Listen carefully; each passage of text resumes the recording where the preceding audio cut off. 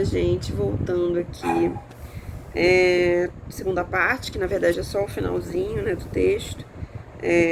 O terceiro fragmento que eu mandei para vocês, que é o final. Prosperity weakens, o final mesmo do History. Weakens community. Não, pera, não sei se é o final, mas é o final do que a gente tem, do que eu tenho aqui, perdão. Na minha antologia, só tem partes, eu não tenho a obra inteira, né? Eu vou ler, porque é uma parte curta, e vou explicando conforme eu leio, ok? Also, the people of the plantation began to grow in their outward states by reason of the flowing of many people into the country. Então, muita gente chegando, uma grande movimentação de pessoas chegando, provavelmente os puritanos, né? Com que os pilgrims vão ter uma certa hostilidade. Eles se mantêm sempre separados, isolados. Depois é que com o tempo aí essa comunidade de pilgrims vai se misturando aos puritanos, né? Mas esses originais não. Então as pessoas vão saindo, vão se expandindo pelo território, né? Saindo da plantation e criando seus próprios estates, suas próprias terras, suas próprias propriedades privadas, né? Cultivando corn and cattle, né? Especially into the Bay of Massachusetts, by which means corn and cattle rose to a great price. Então, milho e rebanhos, vão cultivando milho e rebanhos, by which many were much enriched and commodities grew plentiful. Então, muitos se enriqueceram, porque os preços vão subindo, né? Esses itens são muito procurados, e eles estão são produzidos em abundância. And yet, in other regards, this benefit turned to their hurt, and this accession of strength to their weakness. Então aqui ele fala que, por outro aspecto, por outro lado, todos esses benefícios, né, esses pontos positivos, se voltaram contra eles como algo ruim, né, como fraqueza. E ele vai explicar de que forma. For now, as their stocks increased and increased vendible, there was no longer any holding them together, but now they must of necessity go to their great lots. Vocês veem, desculpa, não tinha comentado isso antes, vocês veem como que o Bradford narra tudo em terceira pessoa, né? Também não fala eu, ele conta tudo os Pilgrims, como se ele não tivesse incluído. A gente vê que possivelmente também é uma convenção, talvez, na época, algo mais comum, mais recorrente na época. A diferença é que ele não fala dele mesmo, ele não coloca lá o nome dele, blá, blá, blá, tantas vezes, para o autoelogio. Mas, voltando. Então, porque conforme os rebanhos cresciam, tudo crescia, os cultivos cresciam, e se tornavam vendíveis, então estavam conseguindo vender tudo, toda a produção, nada mais os estava mantendo unidos, porque cada um ia cuidar dos seus próprios interesses econômicos. E lembre que para ele, o objetivo, para ele e para os primeiros Pilgrims, o Brewster e tal, o objetivo dessa peregrinação, né, que justifica o nome Pilgrims, esse nome romântico, foi encontrar um lugar para que essa comunidade pudesse se manter unida em torno da religião, da crença religiosa. E ele vê que isso está se perdendo conforme as pessoas estão enriquecendo, né? They could not otherwise keep their cattle. And having oxen grown, they must have land for plowing and tillage. Então, eles não conseguiam manter mais o rebanho deles na terra deles. Então, conforme o rebanho crescia, eles tinham que conseguir mais terra para expandir o rebanho, né? E com isso aí menos tempo, menos dedicação à comunidade. And no man now thought he could live except he had cattle and a great deal of ground to keep them, all striving to increase their stocks. A obsessão por crescer, competitividade. Nenhum homem podia viver se não tivesse rebanho e muitas posses em torno dele. By which means they were scattered all over the bay quickly, and the town in which they lived compactly until now was left very thin and in a short time almost desolate. Então a cidade, né, que era onde tinha centralizado no início, vai se esvaziando, todo mundo vai saindo para ter suas próprias, para cuidar dos seus próprios interesses, suas próprias posses. E para ele vai vendo que a cidade vai ficando pequena, vazia e desolada, né? Abandonada, é como ele vê. And if this had been all, it had been less, though too much. But the church must also be divided, and those that had lived so long together in Christian and comfortable fellowship must now part and suffer many divisions. Então também a igreja vai se dividindo, evidentemente, com isso. Não é só as terras, né? Então, first, those that lived on their lots on the other side of the bay, called Duxbury, they could not long bring their wives and children to the public worship and church meetings here, but with such burden as growing to some competent number, they sued to be dismissed and become a body of themselves, and so they were dismissed very unwillingly. Então, aqueles que foram vivendo mais e mais distantes da Bahia, né, eles já não conseguiam levar as famílias para os cultos no final de semana, né, para os encontros, os cultos e tudo. Então eles acabaram, quando eles se tornaram grupos grandes, pedindo para serem dispensados desse grupo e para poderem criar os seus próprios. Então aí há uma divisão. O que na verdade assim, é uma visão nostálgica, a gente pode dizer que é uma visão nostálgica do Bradford, mas que é muito natural. Nem o grupo se sustenta crescendo durante muito tempo. Né? Os grupos acabam se separando, porque os interesses, muitos interesses diferentes, acabam se reunindo em outros microcosmos, né? Então é algo muito natural na realidade, mas que ele lamenta profundamente.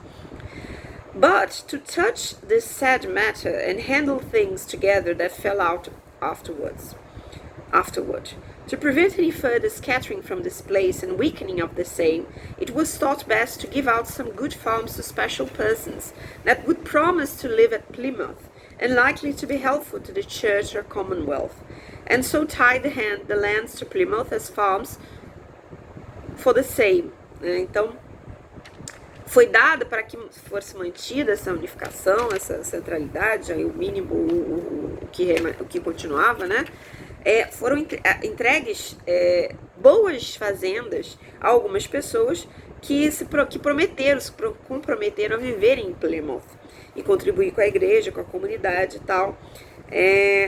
And there they might keep their cattle and tillage by some servants and retain their dwellings there. And so some special lands were granted at a place general called Greens Harbor. Então, essas terras que foram concedidas ficavam num lugar chamado Greens Harbor, where no allotments had been in the former division. A place very well meadowed and fit to keep and rear cattle, good store.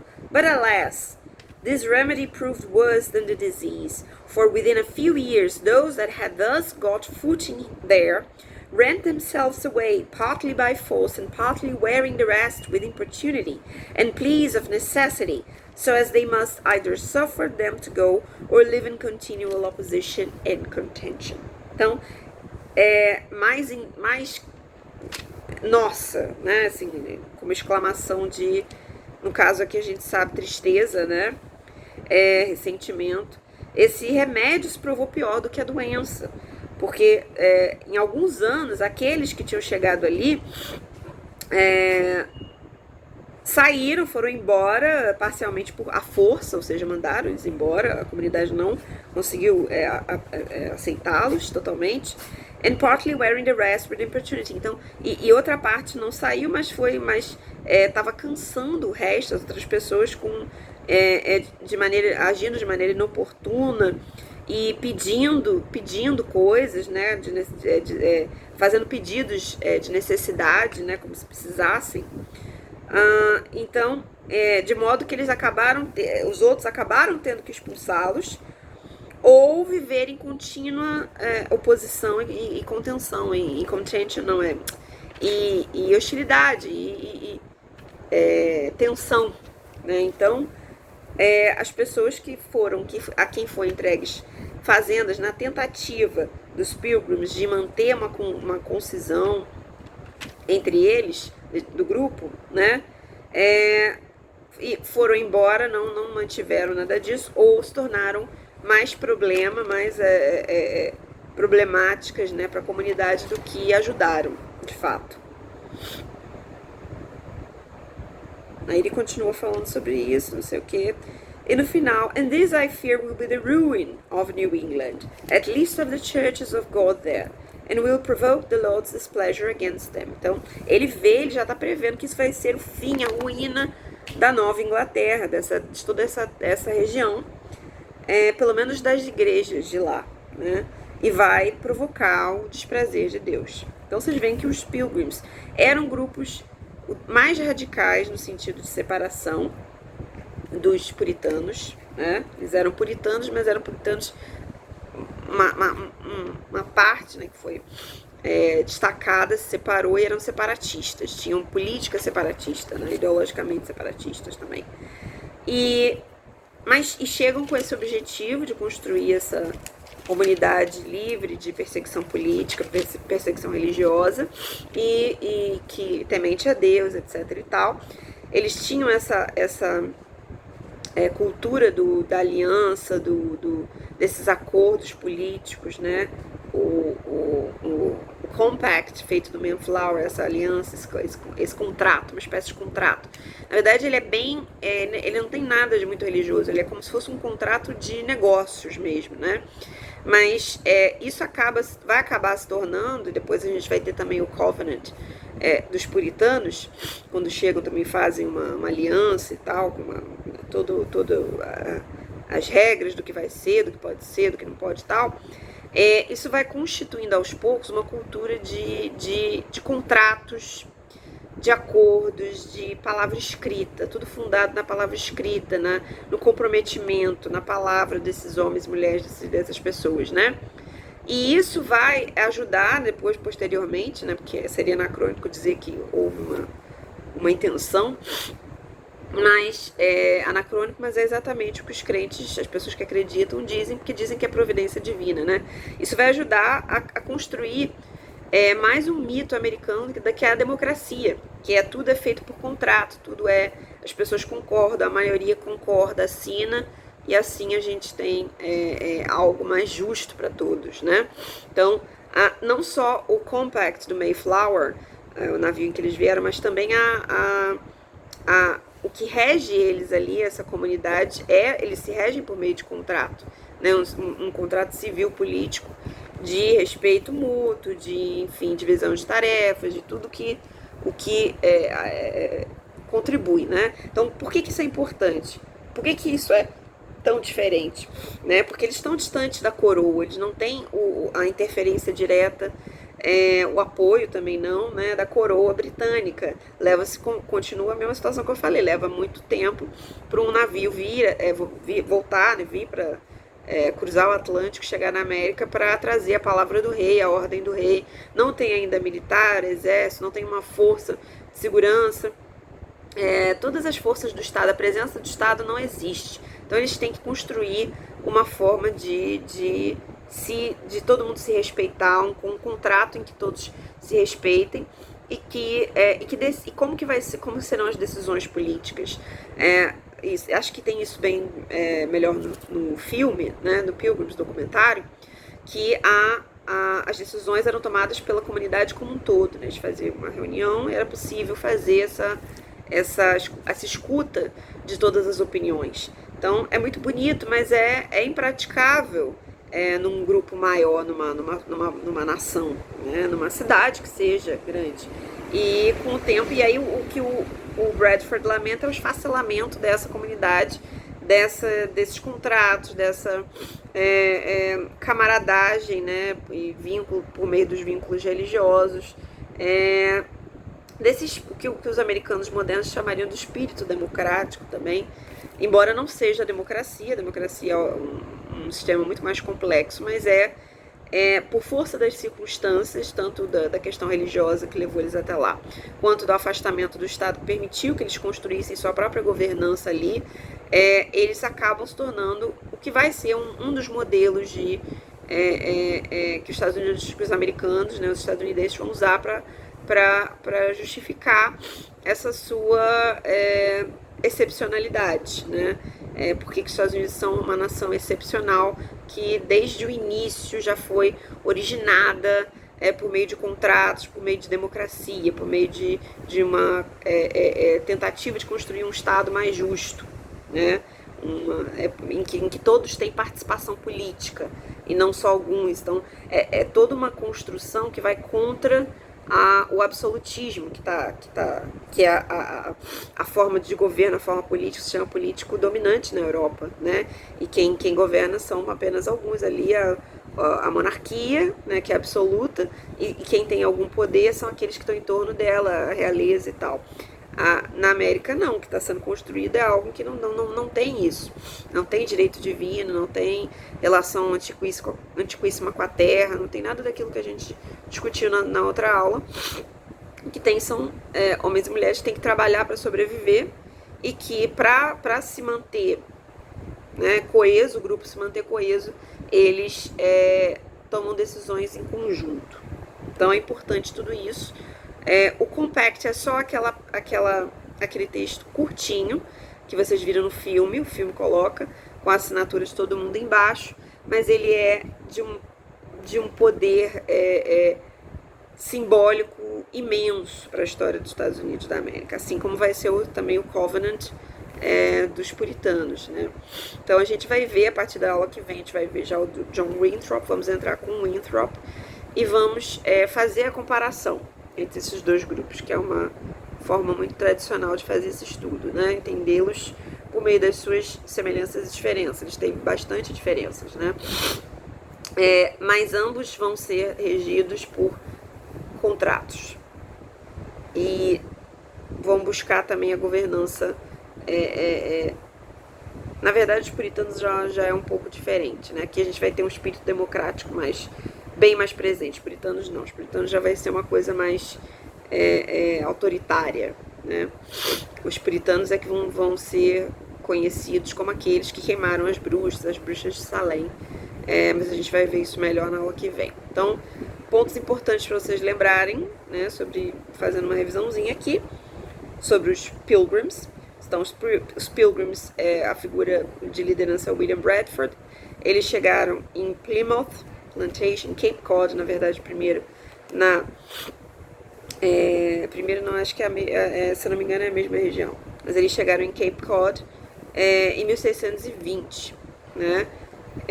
Chegaram no navio chamado Mayflower, era por volta de 100 pessoas, 50 delas não sobreviveram aos primeiros meses, chegaram no inverno, né?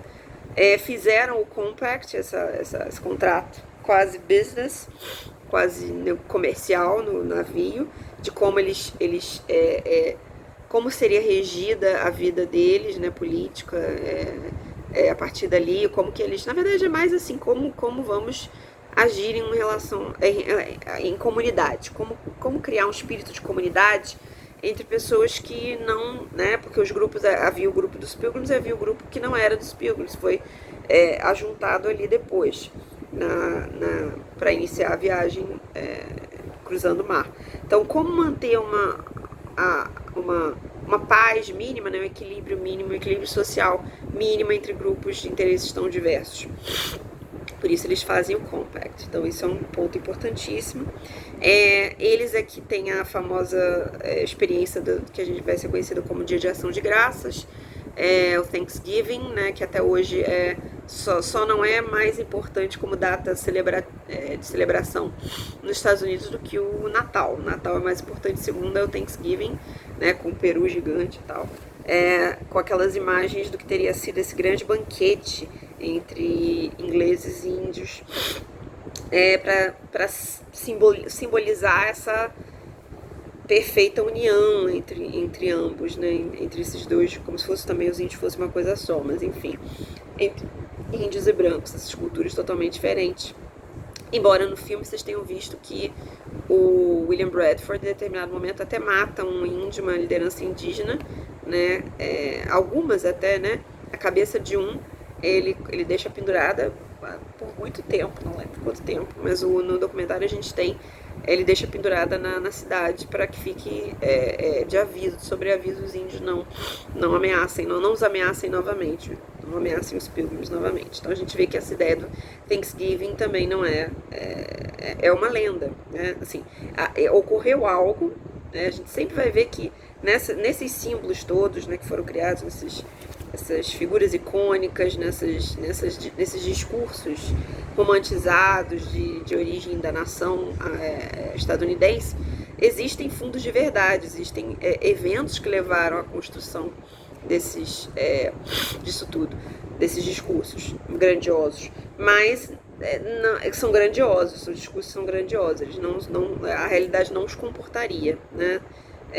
Foi um banquete, sim, que deu, quando logo depois das primeiras colheitas, né, que os peregrinos conseguiram sobreviver, foi uma forma de agradecer a Deus e de celebrar a vida, a abundância, né, como que haviam sido salvos da fome e tal, da morte.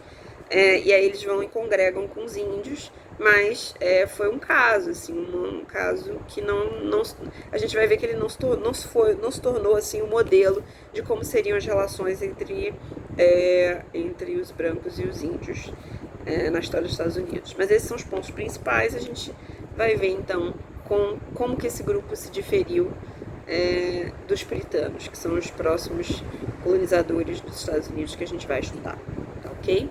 Obrigada a todos e tenham uma boa semana, um bom final de semana. E até semana que vem com o John Winthrop.